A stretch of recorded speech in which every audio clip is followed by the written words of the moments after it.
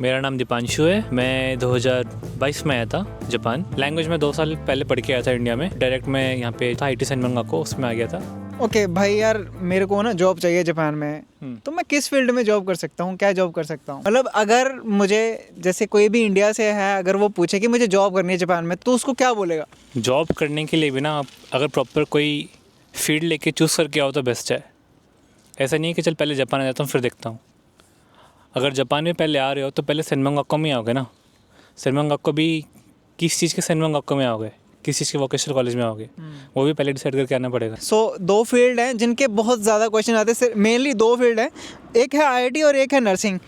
ठीक है, अगर वो बोले तुझे कि IIT में कुछ बता दे, तो उसके बारे में क्या बोलेगा कि IIT में क्या क्या चीज़ें होती हैं जो हमें देखनी पड़ती हैं? IT की ये बात करनी है। अब IT किस सेंस में IT है?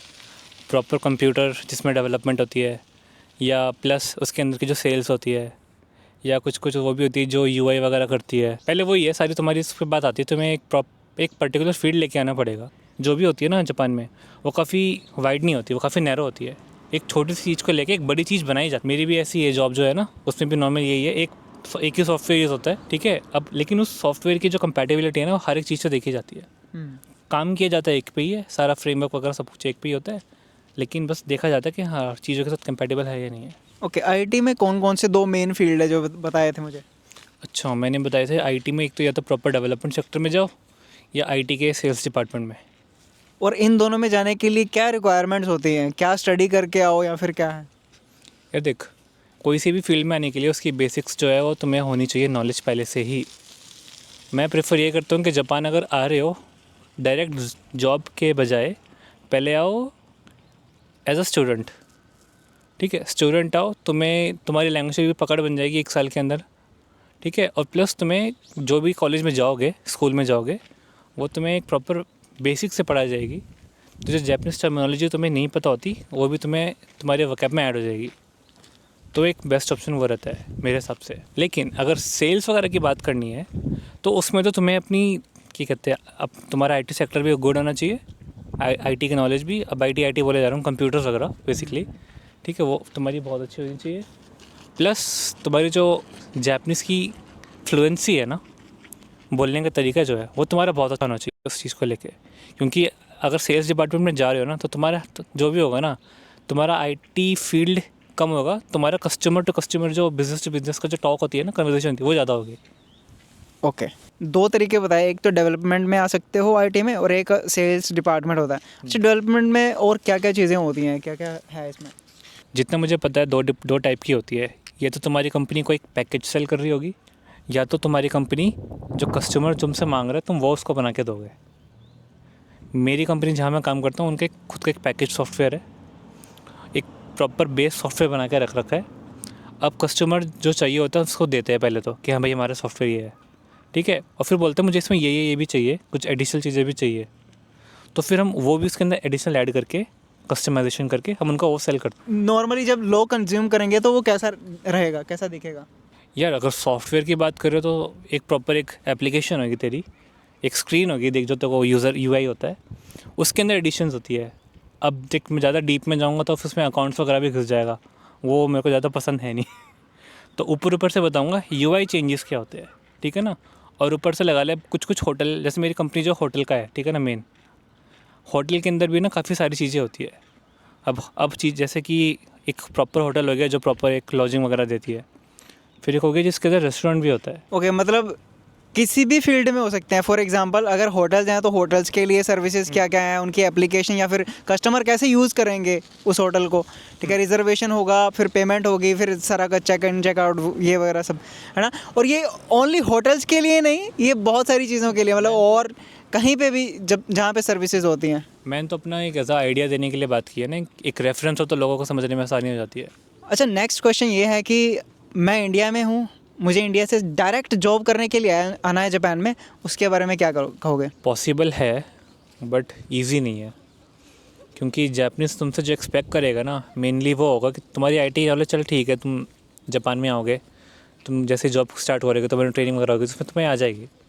लेकिन उन चीज़ों को भी समझने के लिए तुम्हारी जापानीज़ कितनी अच्छी है, वो चीज़ें मेन होगी। तुम्हारा इंटरव्यू जो भी होगा सारा जापानीज़ में होगा, इंग्लिश बोलनी आती कम है यहाँ पे लोगों को, कुछ ज़्यादा ही कम है। तो मेन तुम्हारा यही होगा, अगर तुम्हारी जापनीज़ अच्छी है तो नो डाउट तुम्हें जॉब मिल जाएगी, और इसके अलावा कुछ नहीं कह सकता मैं।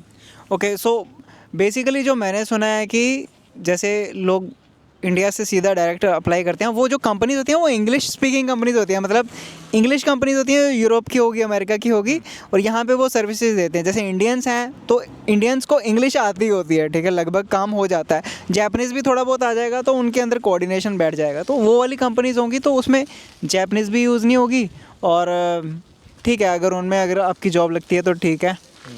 बट अगर जैपनीज़ कंपनी है तो वो एक्सपेक्ट करेंगे कि भाई जैपनीज़ तो आनी ही चाहिए। अच्छा, सैलरी कितना एक्सपेक्ट कर सकते हैं, कितनी मिल जाती है? सैलरी एक्सपेक्टेशन तुम्हारी लोकेशन के हिसाब से पड़ती है। अब तुम जाओगे मेन सिटीज़ में, टोक्यो, ओसाका वगैरह, तो वहाँ तो तुम्हें काफ़ी अच्छी सैलरी मिलेगी, क्योंकि वो सैलरी तुम्हारी डिपेंड करती है तुम्हारे वहाँ का क्या कहते हैं रेट ऑफ लिविंग क्या होगा, तुम्हारे कितने पैसे तुम्हारे नॉर्मली खर्च हो जाते हैं। अब टोक्यो में तो जाएगा, टोक्यो का रेंट इधर 60 to 70 से स्टार्ट होगा एक प्रॉपर अच्छा सा रूम।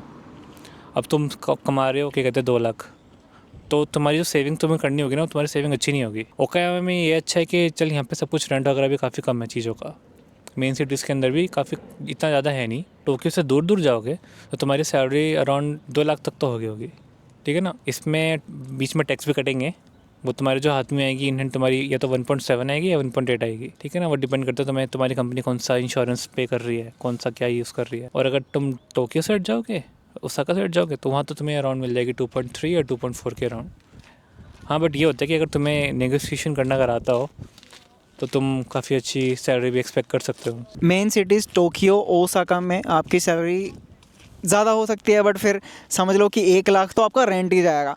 अच्छा, हॉलीडेज़ कितने एक्सपेक्ट करते हो, एक साल में कितने होते हैं? हॉलीडेज़ तुम्हारा तुम क्या कहते हैं तुम्हारी कंपनी पर डिसाइड करता है। तुम जब भी अप्लाई कर रहे होगे ना, वो कंपनी हमेशा लिख के दे रखी होती है कि हमारी इतनी सेट हॉलीडेज़ है। मिनिमम जितना मैंने देखा है वो 100 तक का होता है, कुछ सैटरडे संडे को मिला के। सैटरडे संडे मिला के।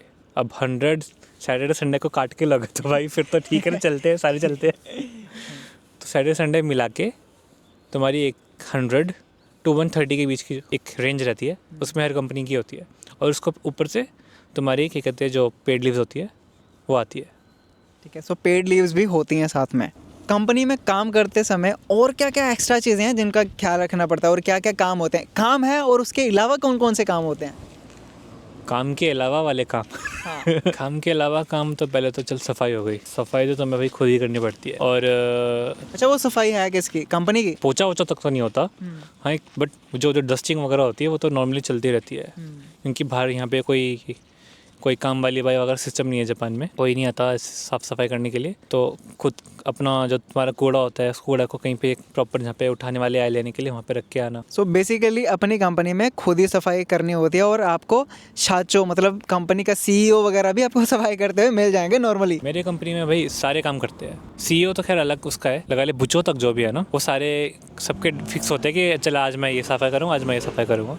तो एक प्रॉपर चार्ट होता है, उस पर लिखा होता है कोई अपने फ्लोर कर रहा है, कोई स्टेयरकेस कर रहा है, कोई टॉयलेट वगैरह कर रहा है, तो ऐसा कुछ होता है। अच्छा, कंपनी में एक ट्रिप्स का भी हिसाब किताब होता है कि कंपनी की तरफ से आप कहीं ना कहीं पे बिजनेस के लिए जाते हो, वो क्या चीज़ें होती हैं? हाँ, अगर जो बिजनेस ट्रिप्स वगैरह की बात करनी है तो भाई अब तुम्हारे क्लाइंट्स क्या है, प्रॉपर कोई कस्टमर है या कोई एक दूसरा एक बिज़नेस है, तो उसके पास जाके उनसे बात करना, अपना जो तुम्हारा काम है उसको समझाना, अगर वो उनके लिए नेसेसरी होगा तो वो खरीदेंगे। तो वही चीज़ होता है शुच्चो में ज़्यादातर। आईटी के बारे में तो हमने सारी डिस्कशन कर ली है कि कहाँ से आपका क्या क्या होता है, और अपने ओपिनियंस बता दिए हैं आपको। अब दूसरा फील्ड सबसे जो फेमस है वो है नर्सिंग का, क्योंकि यहाँ पे ओल्ड जनरेशन बढ़ रही है, तो काफ़ी सारे यंग जनरेशन है जो बाहर से इनको चाहिए, अभी के टाइम पे बहुत ज़्यादा चाहिए। तो नर्सिंग का फील्ड बहुत ही ज़्यादा बूम पे है, उसका कुछ बताओ यार। पहले तो जापान में बहुत ज़्यादा वैकेंसी है इस चीज़ को लेके। इनकी सैलरी भी बहुत अच्छी होती है, स्टार्टिंग सैलरी भी बहुत अच्छी होती है, क्योंकि ये प्रॉपर तुम्हारा खुद का शरीर अगर स्ट्रांग है ना तुम कर सकते हो, क्योंकि तुम्हें काफ़ी बूढ़े लोगों को उठाना होगा, उनकी हेल्प करनी होगी। एक स्ट्रांग बॉडी और स्ट्रांग माइंड दोनों चाहिए उस जॉब के लिए। तो उसकी जो सैलरी है ना काफ़ी आईटी के फील्ड में कंपैरेटिवली काफ़ी हाई है, और इसकी स्टडी भी काफ़ी वो होती है भाई। अच्छा, इसकी स्टडी यहाँ पे आके करनी पड़ती है? हाँ, इसका ये है क्योंकि प्रॉपर एक रूल्स वगैरह सेट होते हैं जापान में, वो चीज़ें सारी फॉलो करनी पड़ती है। प्रॉपर एक एक रूटीन होता है प्रॉपर, वो रूटीन फॉलो करना पड़ता है इनको। सो नर्सिंग के एक पर्सन है जिनसे मैंने इंटरव्यू किया था, उस वीडियो में आपको मैं डिटेल में बता दूंगा। सो एडिशनली इन फील्ड्स के अलावा भी कुछ जॉब होती हैं, जैसे कोजो की जॉब होती हैं। कोजो मतलब फैक्ट्री की जॉब्स होती हैं जिसमें आपको सामान वगैरह करना पड़ता है, उसके बारे में क्या बोलते हो? यार इतना डिटेल में तो मुझे पता नहीं है, बट जितना मैंने सुना है ये है कि सैलरी अच्छी होती है, छुट्टियाँ भी काफ़ी होती है, और बोनस जो मिलते हैं ना तुम्हें ईयर में 2 बार जो मिलते हैं वो बहुत अच्छे होते हैं। वही कि यहाँ की फैक्ट्री में जो काम होता है ना, वो हाइजीन पे काफ़ी ध्यान रखते हैं, आपकी केयर करते हैं। मतलब अगर आपने सुना होगा ना यार, टीआईटीपी के वर्कर के साथ कुछ गलत हुआ है, वो मेरे दोस्त भी हैं जो टीआईटीपी में है, उनका इंटरव्यू तो मैं ज़रूर लूँगा।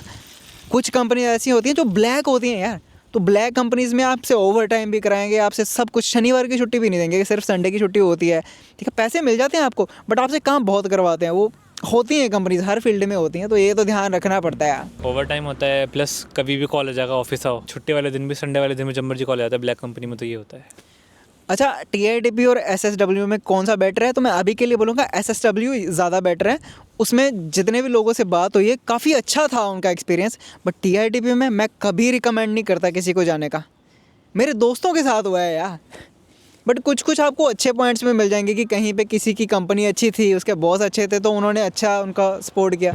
सो ये था हमारा इंटरव्यू। आई होप कि आपको सभी को आईटी और नर्सिंग के बारे में थोड़ा सा आइडिया हुआ होगा कि रियलिटी क्या है। अगर आपके कोई क्वेश्चंस हैं तो मुझे कमेंट सेक्शन में बताओ, मैं दोबारा से क्वेश्चन पूछ लूँगा यार, अपना ही भाई है। और मिलते हैं आपसे नेक्स्ट वीडियो में, तब तक के लिए सायनारा।